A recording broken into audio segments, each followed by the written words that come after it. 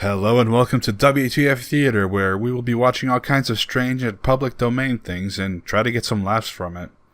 This video is about probably the most awkward dinner parties I've ever seen, so sit back and enjoy my first attempt at this. A similar Maservi Productions. Dinner Pratty, copyright 1945. Similar Maservi? Whatever. Produced and directed by Edward C. Simmel. Original screenplay by Joseph E. Johnston.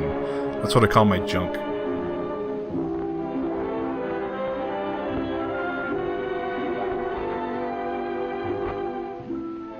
This sitting game on table manners. Their seating game of table manners? What?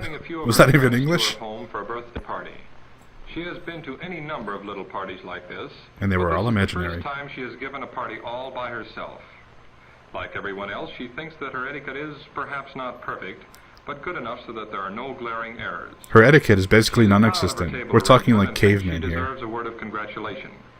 But the housekeeper must tell Betty she has noticed. Oh, Betty, you fucking idiot. You put the napkin in the wrong place. Oh, and the butter knife too? You're a failure. Get out of my house. And a water glass. A water glass? Small matters. Looks like milk to me. When they show whether or not your habits of etiquette are correct. See if you notice right away when someone is incorrect or is definitely correct. We will do that. Betty's confidence is shaken a bit, and she has doubts of her correctness. Should she have preceded her Oh, excuse me. I could have gone around the front of the table, but I choose to be rude instead. Should Betty have used place cards? Place cards?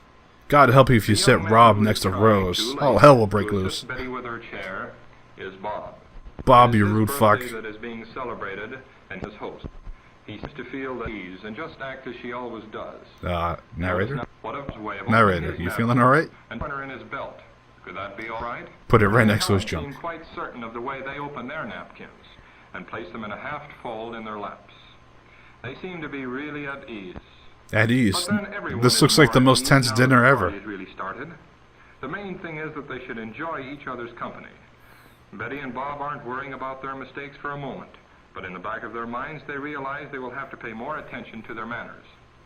They know that the object of correct etiquette is not to make life formal and dull, but to make it fully enjoyable. They do not want to be a Bob. For each act of etiquette, as in a man's assisting a lady with her chair, or the order with which people are... At the order of which people are what? Did you have another stroke there? What is it? Tell me! Bob is hungry. Bob hungry. Bob eats food. Roar. Food. No, food. Now that the soup is served, Betty sees that the crackers are passed. Floyd passes the crackers are so stale that they're basically chalky and weird. Should he have helped himself first or not? Yes.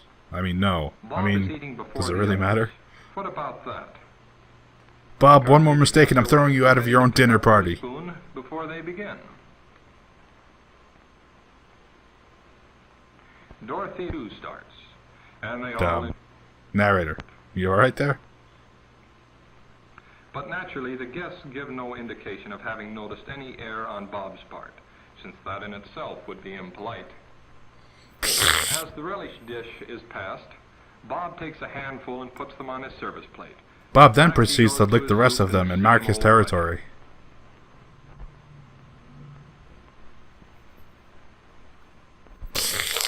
Then Bob notices that the others have placed their relish differently, and changes them from one plate to the other, knowing there is a reason, but... Alright, we'll just put those right over there, and just even it out a little bit, just, yeah, that's perfect. But having made the change, Bob is glad to see Betty has noticed that he corrected himself. All is well again with the party. No one's enjoyment is being interrupted with any problems for the moment. Betty now is running into some problems of her own. Betty has explosive diarrhea, and moving from her chair means catastrophic disaster for everybody. Isn't one of her problems because she isn't even aware of it. But she is aware of the olive as a problem. Is there a correct way of eating an olive? Shouldn't you just pop it into your mouth and eat it? But then, how do you take out the pit? With your fingers?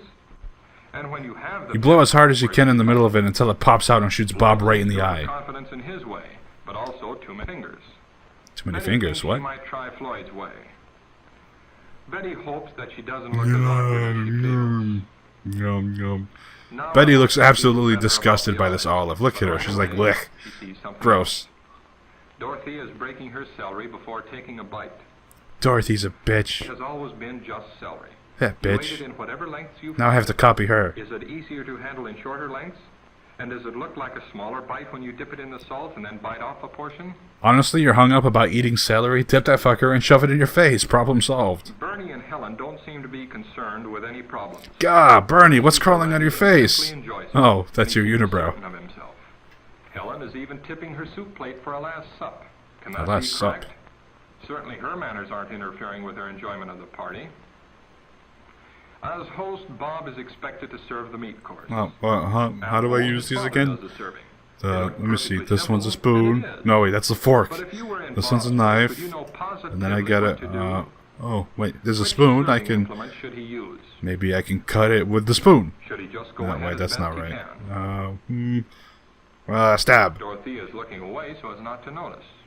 Dorothy is looking away because Bob is an embarrassing failure, trying to cut the meat with a spoon. But he can't hesitate forever. That Stab. amount seems too much. A lady is not flattered by being offered a portion the size that might appeal to a hungry lumberjack. That's an insult to hungry lumberjacks.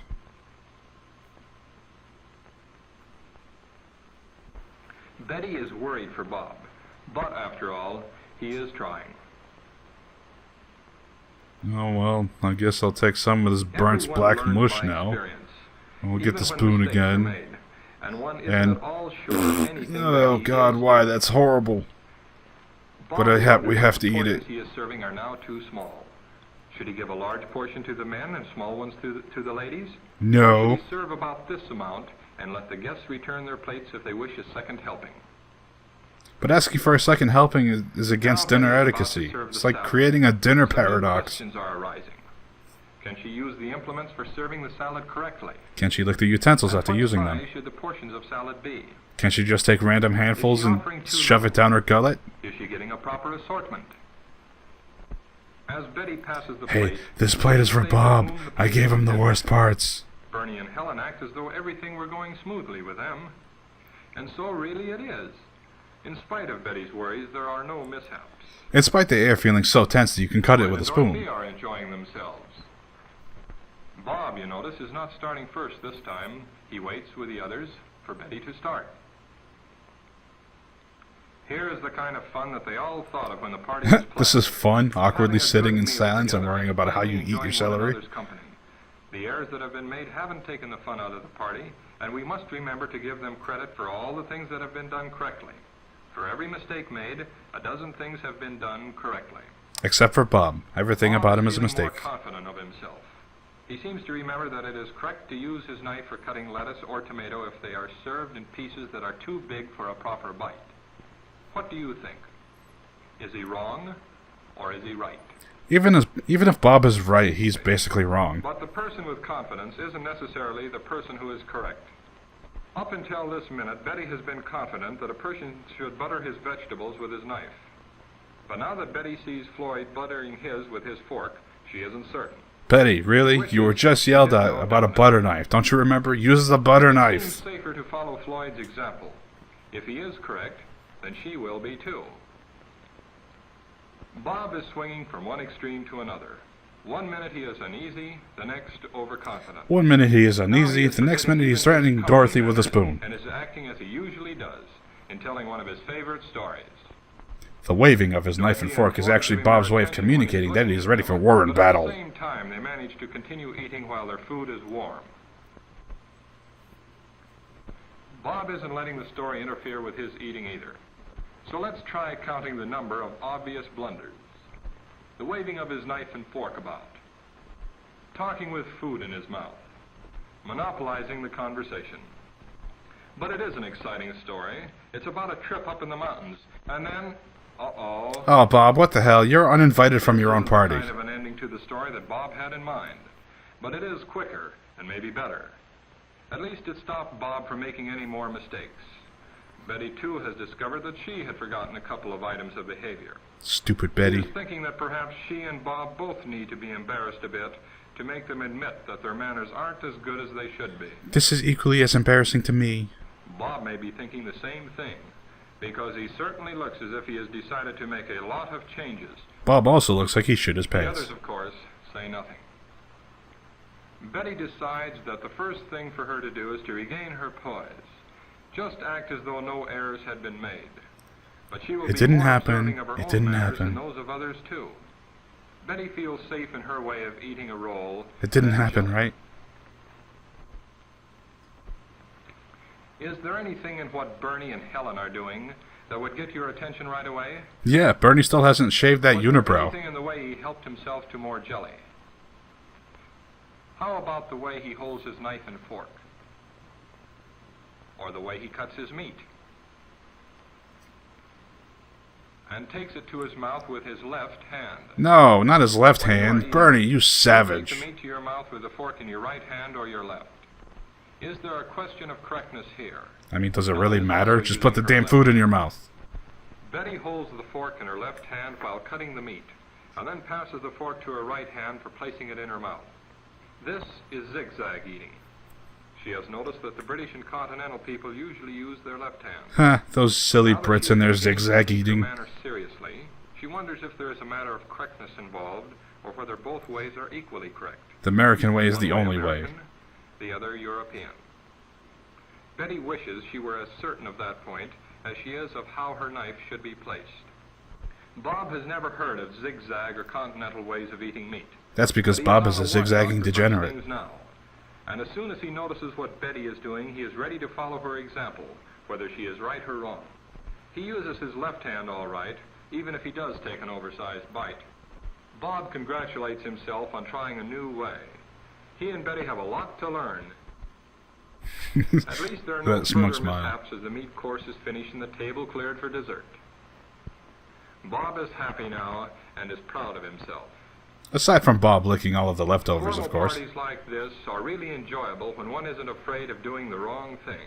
And maybe you should stop worrying about Bob has reached zigzagging. the point where he feels that since his intentions are good and he is watching himself, that all is well.